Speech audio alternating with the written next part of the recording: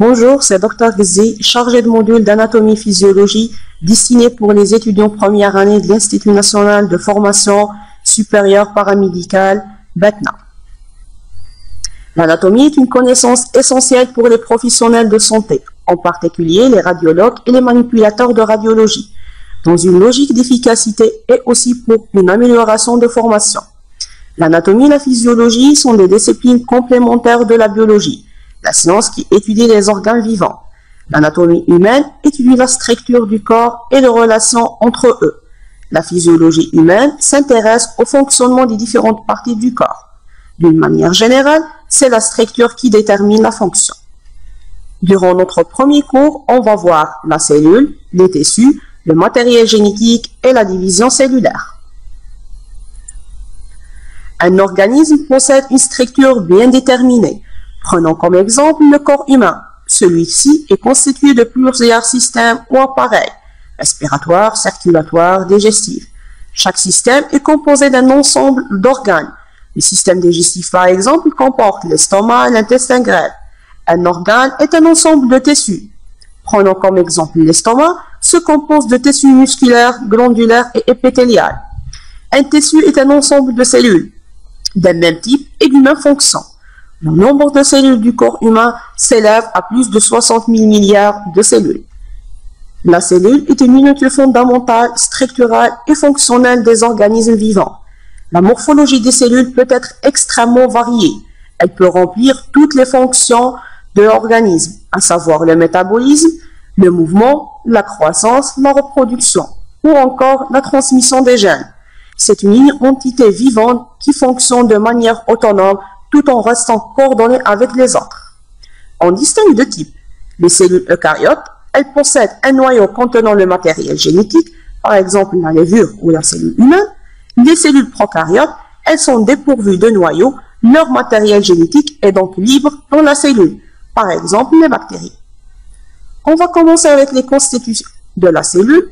Le premier, le plus externe, c'est la membrane cellulaire ou plasmique, entoure la cellule, délimitant un espace intérieur contenant le cytoplasme et les différentes organites, d'un espace extérieur, permettant les échanges de molécules entre le milieu extracellulaire et intracellulaire, en connaissance de certains produits par le biais des récepteurs présents à leur surface.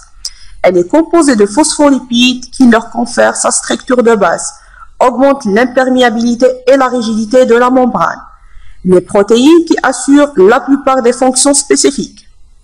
Le cytoplasme, matériel cellulaire délimité par le membrane plasmique. On distingue le cytosol, qui est le liquide intracellulaire où baignent les organites. Activité cellulaire se déroule. Le cytosquelette, c'est un réseau fibroprotéique, sert à maintenir la forme et intervient dans les mouvements internes, les déplacements ainsi qu'au cours de la division cellulaire. Pour le réticulum endoplasmique, on distingue le réticulum endoplasmique granuleux avec des ribosomes assemblent les acides aminés en protéines, le réticulum endoplasmique lisse qui intervient dans la synthèse de lipides, la détoxification des cellules et le stockage de calcium. Les ribosomes, libres ou associés au réticulum endoplasmique granuleux, participent à la synthèse des protéines. Leur fonction est de synthétiser les molécules de protéines à partir des acides aminés et ils utilisent les ordres donnés par le noyau. L'appareil de Golgi, il est formé de sacs aplatis les uns sur les autres. Son rôle est de stocker les protéines issues du réticulum endoplasmique granuleux, d'achever leur maturation et de vérifier leur qualité et de les sécréter dans des vésicules déversées dans le milieu extracellulaire par le phénomène d'exocytose. Les lysosomes, ce sont des vésicules contenant des enzymes hydrolytiques qui proviennent du réticulum endoplasmique ou de l'appareil de Golgi. Ils servent à diriger les macromolécules inutilisables telles que les organites détruits ou abîmés, les substances toxiques. C'est la digestion cellulaire. Les mitochondries, forment de haricots de très petite taille, contiennent des enzymes responsables de la dégradation des nutriments, sous forme simple, en présence d'oxygène, formant l'ATP, source d'énergie de la cellule. Le nombre de mitochondries d'une cellule dépend de l'intensité de son activité. Les vacuoles, c'est des cavités sphériques et mobiles qui contiennent des substances stockées par les cellules ou bien des déchets à éliminer. Le noyau, visible dans la cellule lorsqu'on ne se divise pas. Il est limité par l'enveloppe nucléaire et contient la chromatine qui est constituée d'ADN décondensé, le support génétique de la cellule, le nucléole constitué d'ARN qui est associé à des protéines, synthétisera des ribosomes. Le noyau possède un diamètre variant de 10 à 20 micromètres, le plus gros des organites, et est entouré par une double membrane, la membrane nucléaire, permettant les échanges nucléo-cytoplasmiques dans les deux sens, le nucléoplasme est le liquide dans lequel baignent les éléments contenus dans le noyau, contrôle les réactions chimiques et stocke les informations nécessaires à la division cellulaire. L'organisme d'un adulte se trouve dans un état d'équilibre permanent. En effet, des cellules sont en permanence détruites et remplacées, induisant donc un équilibre entre la destruction, qui est le catabolisme, et la construction, qui est l'anabolisme. Donc, le catabolisme correspond aux réactions de dégradation de macromolécules en éléments simples. Exemple, la dégradation de glucogène en glucose. L'anabolisme correspond aux réactions de synthèse. On utilise des éléments simples, par exemple les acides gras ou le glucose, pour former des molécules plus complexes. À ces réactions métaboliques sont associés des transferts d'énergie. Donc, le catabolisme permet de libérer l'énergie. Cette énergie peut être utilisée dans l'anabolisme ou encore dans d'autres fonctions cellulaires. Les glucides ont pour rôle principal de fournir l'énergie pour produire de l'ATP. Le catabolisme des glucides est une source importante d'énergie pour l'organisme. Le glucose est le nutriment le plus important. En effet, les autres glucides comme le fructose et le galactose seront convertis dans le foie avant de subir le même processus. Le glucose, s'il n'est pas stocké sous forme de glycogène, il sera dégradé afin de fournir de l'énergie directement utilisable par la cellule. Il existe deux voies métaboliques principales, la respiration cellulaire en milieu aérobie, donc en présence d'oxygène, et la fermentation alcoolique par exemple, en milieu anaérobie. Donc lors de la respiration cellulaire, la dégradation du glucose se fait grâce à des transferts d'électrons. La réaction globale, c'est sucre plus 6 molécules d'oxygène, elle va aboutir à 6 molécules de dioxyde d'oxygène, 6 molécules d'eau et de l'énergie. Un tissu est un ensemble de cellules, pas forcément identiques, mais de même origine, regroupées en ensemble fonctionnel, c'est-à-dire contournant à la même fonction. On distingue 4 types de tissus: les tissus épithéliaux, les tissus conjonctifs et de soutien, les tissus musculaires et les tissus nerveux. Les épithéliums reposent toujours sur un tissu conjonctif par l'intermédiaire d'une membrane basale, assurant ainsi la cohésion. Ils reçoivent les nutriments du tissu conjonctif sous-jacent par diffusion au travers de la membrane basale. Il existe deux types: les épithéliums de revêtement ou épithéliums de surface. Ils recouvrent les surfaces intérieures ou extérieures du corps, où les cellules sont placées de manière jointive les unes contre les autres, séparés par un fin espace appelé l'espace intercellulaire. Ils sont classés selon la forme de cellule. En cellules en épithélium pavimenteux, c'est des cellules en forme de pavage. Les épithéliums cubiques, les cellules hautes plus larges. Les épithéliums cylindriques ou prismatiques, c'est des cellules allongées. Le nombre de couches de cellulaires, on distingue l'épithélium simple avec une seule couche de cellules. Lorsqu'il y a plusieurs couches de cellules superposées, c'est un épithélium stratifié. Pour les épithéliums glandulaires, les cellules sont regroupées en glandes. Elles élaborent des substances et les rejettent hors d'elles. C'est par exemple les glandes sudoripares. Ils sont classés selon leur forme en glandes tubuleuses, glandes acineuses, les glandes trabéculaires en travée, les glandes réticulaires en réseau, les glandes vésiculaires, ensemble de vésicules, les glandes alvéolaires en forme de sac. En fonction de leur mode de sécrétion, on glandes exocrines avec les canaux excréteurs qui déversent ces produits de sécrétion, les glandes endocrines qui évacuent les produits de sécrétion qui est l'hormone directement dans le flux sanguin, et les glandes mixtes à la fois exocrines et endocrines. Pour le tissu conjonctif et de soutien, c'est un tissu de remplissage qui vient s'intercaler entre les organes. Les cellules ne sont pas jointives. Ils baignent dans une substance ayant la consistance d'un gel, très hydraté appelé la substance fondamentale. Elle est formée d'eau, de sels minéraux, de protéines et de molécules complexes. Les éléments cellulaires, des fibrocytes, des histiocytes, des adépocytes. Des éléments fibreux tels que les fibres de collagène, les fibres élastiques. Il existe différents types de tissus conjonctifs. On a le tissu conjonctif lâche, contient beaucoup de substances fondamentales et des cellules et des fibres d'une quantité équilibrée. Le tissu conjonctif dense avec peu de substances fondamentales, peu de cellules mais beaucoup de fibres. Et le tissu conjonctif adipeux avec abondance des adépocytes. Il constitue une réserve calorique et d'énergie. C'est un isolateur thermique.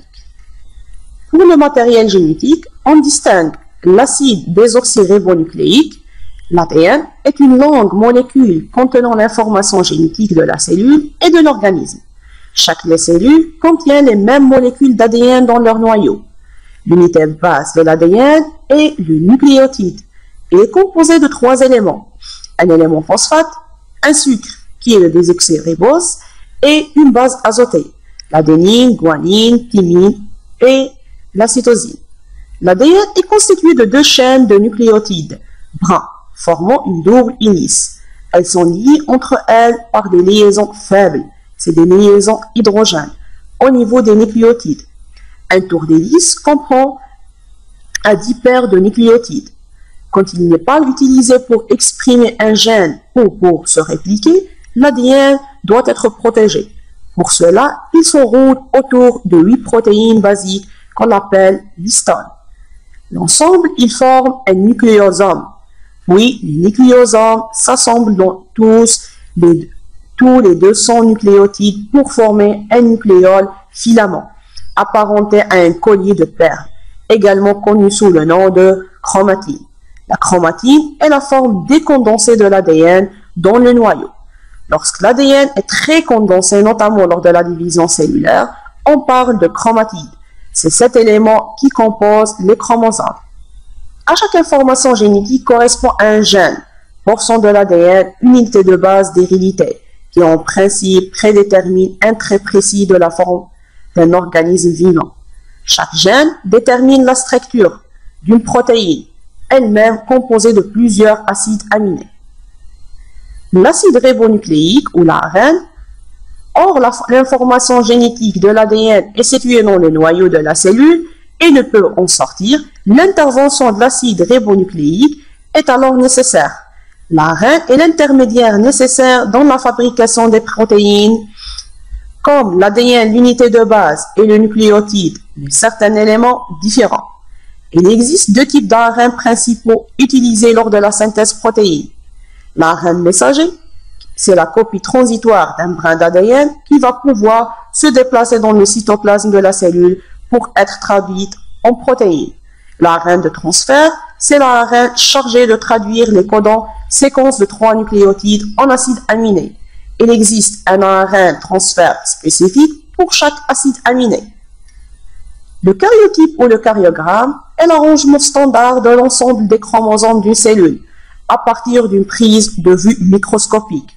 Les chromosomes sont photographiés et disposés selon un format standard, par paire et classés par taille et par position de centromère. On réalise des karyotypes dans le but de détecter les aberrations chromosomiques ou d'identifier certains aspects du génome de l'individu, comme le sexe. Notons qu'un karyotype se présente sous forme photographique. Le cycle cellulaire correspond à l'ensemble des modifications qu'une cellule subit lors de sa formation. Il se compose de l'interface, période comprise entre la fin d'une division et le début de la suivante. Lors de cette période, le noyau est mécaniquement inactif, c'est-à-dire il ne se divise pas, et de la mitose pour la cellule. Le cycle cellulaire correspond à l'ensemble des modifications qu'une cellule subit lors de la formation. Il se compose de l'interface, période comprise entre la fin d'une division et le début de la suivante. Lors de cette période, le noyau est mécaniquement inactif, c'est-à-dire il ne se divise pas. Et de la mitose pour les cellules somatiques et de l'interface et de la myose pour les cellules germinales. Lors de l'interface, les chromosomes ne sont pas individualisés et le matériel génétique est sous forme de chromatine. Elle est composée de 3 phases. La phase G1, phase de préparation, correspond à l'intervalle de temps qui s'écoule entre la fin de la mitose et le début de la phase de synthèse. C'est la phase où la cellule contrôle sa taille et son environnement. Une cellule qui ne se divise plus reste en phase G1 jusqu'à la mort. La phase S ou la phase de synthèse, où l'ADN est dupliqué dans le noyau. Les chromosomes passent alors d'une chromatide à deux chromatides. La phase G2, la cellule se prépare à l'entrée en mitose. Pendant cette période, la cellule va vérifier que son ADN a été correctement répliqué. Lors de la mitose, une cellule mère va former deux cellules filles, ayant les mêmes caractéristiques morphologiques et physiologiques qu'elle. Les chromosomes, le matériel nucléaire et cytoplasmique de la cellule mère vont alors être divisés en deux cellules filles. Mais le processus de réparation est complexe, il se réalise en 6 étapes. La première étape, la prophase, les filaments de chromatine se condensent en chromatides pour former des chromosomes dans le noyau. Les centrioles de la cellule se répliquent en deux paires et se répartissent à chaque pôle du noyau. Des microtubules se développent en forme de faisceaux, sortes de rails sur lesquels vont se déplacer les chromosomes. La membrane nucléaire se désagrège. La prométaphase, la membrane nucléaire se rompt en vésicule. Lors de la métaphase, les microtubules placent les chromosomes à égale distance des pôles. C'est l'équateur, formant la plaque équatoriale. Lors de l'anaphase, les chromosomes sont tous disposés à l'équateur de la cellule. Lors de la télophase, une membrane nucléaire sous forme et le faisceau s'estompe. Une cloison entre les cellules filles se crée. Tous les chromosomes filles sont au pôle. La mitose est terminée et la cellule entreprend son processus de clivage. L'invagination progressive de la membrane plasmique autour du centre de la cellule et dans le plan équatorial jusqu'à la séparation complète des deux cellules filles. Lors du développement des cellules germinales immatures vers des formes matures des gamètes, le patrimoine génétique ne se duplique pas. Il n'y a pas de cellules mères qui donnent naissance à deux cellules filles identiques. En effet, les cellules normales diploïdes sont réduites à des cellules haploïdes. Pour arriver à ce résultat, la cellule procède à deux divisions, la division réductionnelle et la division équationnelle. Ainsi, à la fin de la méiose, on aboutit à 4 cellules haploïdes à partir de chaque cellule qui entre en méiose. La division réductionnelle, elle fait passer la cellule diploïde de N à deux chromatides à deux cellules haploïdes N à deux chromatides. Elle se compose de 4 étapes fondamentales. La division équationnelle, donc cette division constitue une simple mitose, sauf que le nombre de chromosomes est différent. Si on compare la méiose et la mitose, lors de la méiose, la cellule de N, elle va donner 4 cellules N. Lors de la mitose, une cellule mère de N, elle va donner 2 cellules filles de N. Les cellules somatiques vont subir une mitose.